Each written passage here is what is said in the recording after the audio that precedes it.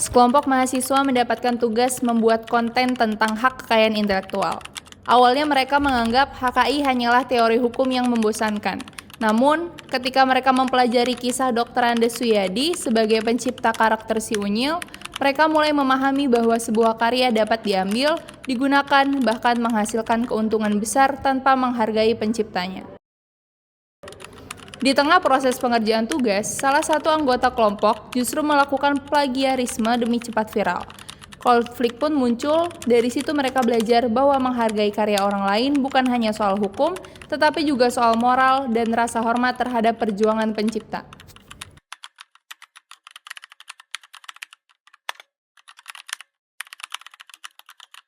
Mereka berkumpul di tangga kampus. Terlihat mereka sedang membahas sebuah tugas. Guys, dosen minta kita nih bikin film pendek tentang HKI. Tapi jujur ya, gue bingung mau buat kayak gimana gitu. HKI itu vibes-nya ngebosenin gak sih? Isinya pasal-pasal semua. Baru denger aja udah bikin ngantuk. Padahal tuh HKI itu deket banget tau sama kehidupan kita sehari-hari. Kayak kartun, lagu, bahkan film pun termasuk daripada HKI.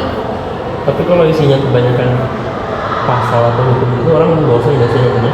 Tapi bukannya di situ ya tantangannya. Jadi kan orang-orang tahu kalau misalnya sebuah karya itu punya nilai. Gimana kalau kita angkat tokoh Indonesia aja? Contohnya? Pencipta si Unyil.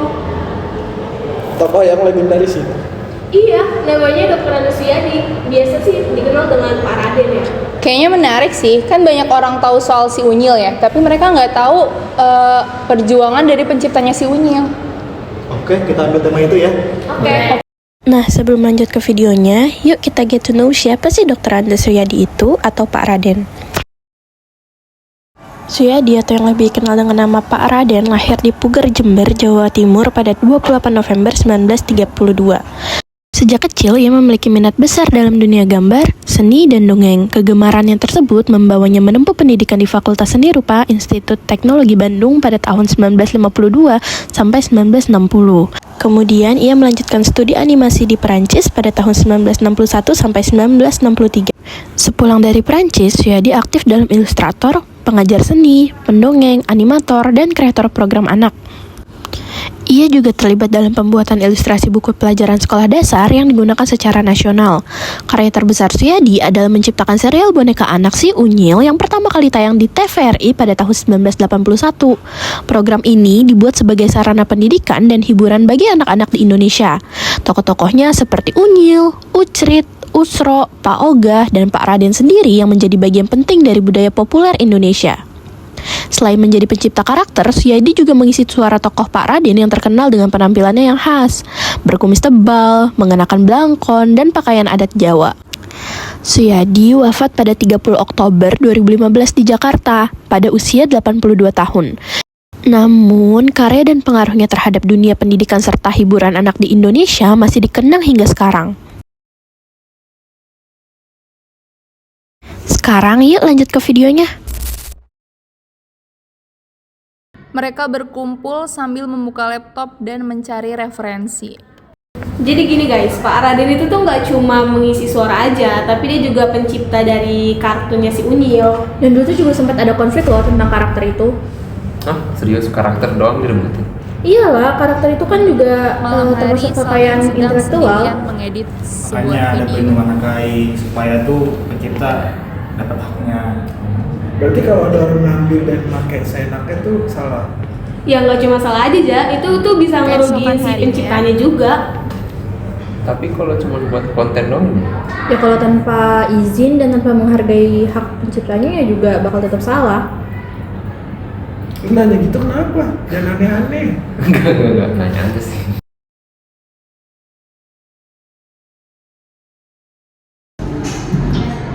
Kayaknya kalau pakai video yang ini bagus sih. Bagian dikit banget.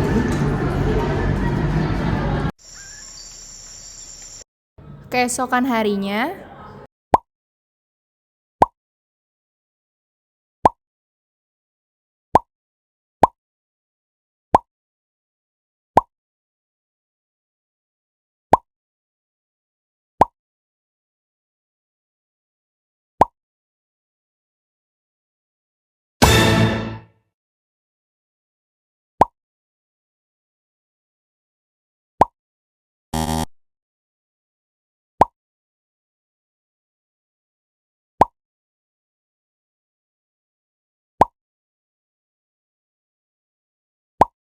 Guys,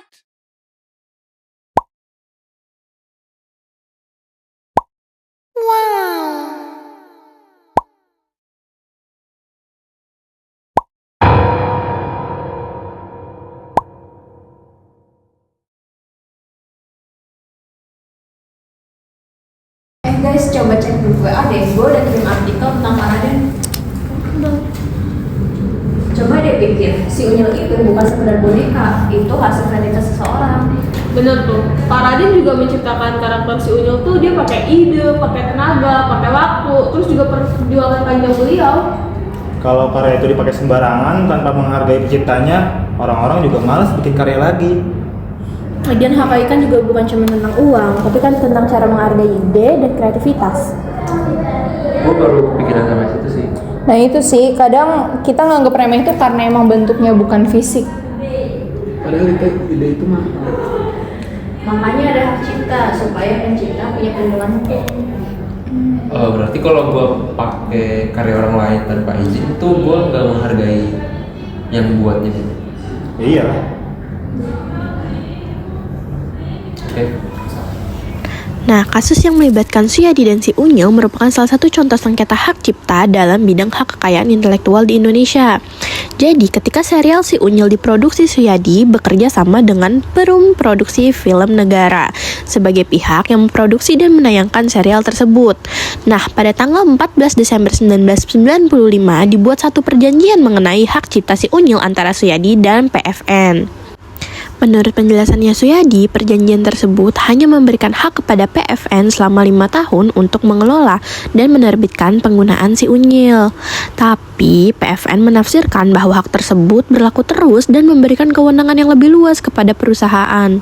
Perbedaan penafsiran inilah yang kemudian memunculkan konflik. Konflik utama yang terjadi yaitu yang pertama, adanya kepemilikan hak cipta karakter Si Unyil. Yang kedua, adanya hak ekonomi atas pemanfaatan karakter Si Unyil. Yang ketiga, pembayaran royalti kepada pencipta. Yang keempat, adanya penafsiran terhadap perjanjian, pengalihan, atau lisensi hak cipta yang pernah dibuat. Nah, Suyadi juga berpendapat bahwa dirinya sebagai pencipta seharusnya tetap memperoleh hak atas karya yang diciptakannya. Ia juga mengaku bahwa ia tidak memperoleh manfaat ekonomi yang sebanding dari penggunaan Si Unyil selama bertahun-tahun. Jika kita lihat dari perspektif hukum kekayaan intelektual, dalam hukum hak cipta Indonesia dikenal dua jenis hak, yaitu yang pertama ada hak moral, yaitu hak yang melekat secara abadi pada pencipta untuk diakui sebagai pencipta karya. Yang kedua ada hak ekonomi, yaitu hak untuk memperoleh keuntungan dari penggunaan karya cipta. Dalam kasus Si Unyil, nama Suyadi tetap diakui sebagai pencipta hak moral, tetapi terjadi perselisihan mengenai pengelolaan dan manfaat ekonomi dari karakter tersebut. Namun, pada akhirnya konflik ini tetap memiliki penyelesaian. Jadi, pada tahun 2014, PFN dan Suyadi akhirnya mencapai kesepakatan baru melalui perjanjian lisensi kerjasama untuk pengembangan Si Unyil. Kedua pihak menyatakan telah menemukan titik temu terkait pengelolaan dan pembagian manfaat ekonomi atas karakter tersebut. Nah, analisis kelompok 5 terhadap kasus ini adalah kasus Si Unyil ini menunjukkan pentingnya kejelasan perjanjian mengenai yang pertama, kepemilikan hak cipta, yang kedua, adanya pengalihan hak ekonomi, yang ketiga, adanya jangka waktu lisensi, yang keempat, mekanisme pembayaran royalti, yang kelima, adanya perlindungan hak pencipta.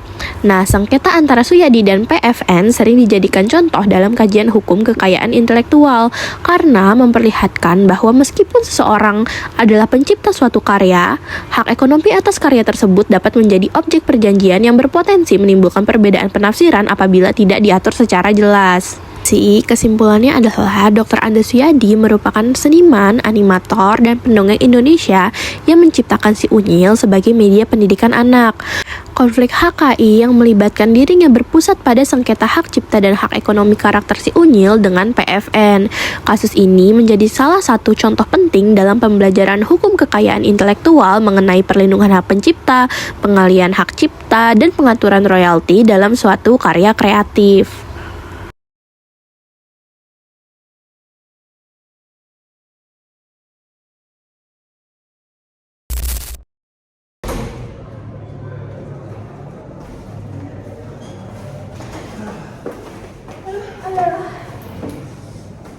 capek juga ya ternyata guys bikin sesuatu dari nol. Kebayang kan, makanya kenapa hak karya itu harus dihargai. Iya, gue ngerti kok. Yang penting kita sama-sama belajar aja. Dan semoga orang lain juga ngerti ya kalau hak karya itu tuh penting. Jujur sebelumnya gue pikir HK itu cuman sebuah teori hukum biasa. Nyatanya tuh mungkin ya jauh. Kalau sekarang Kalau gue udah ngerti sih sekarang kayak ternyata hak itu di balik sebuah karya itu ada perjuangan dari seseorang. Makanya itu menghargai karya itu juga berarti kita menghargai penciptanya.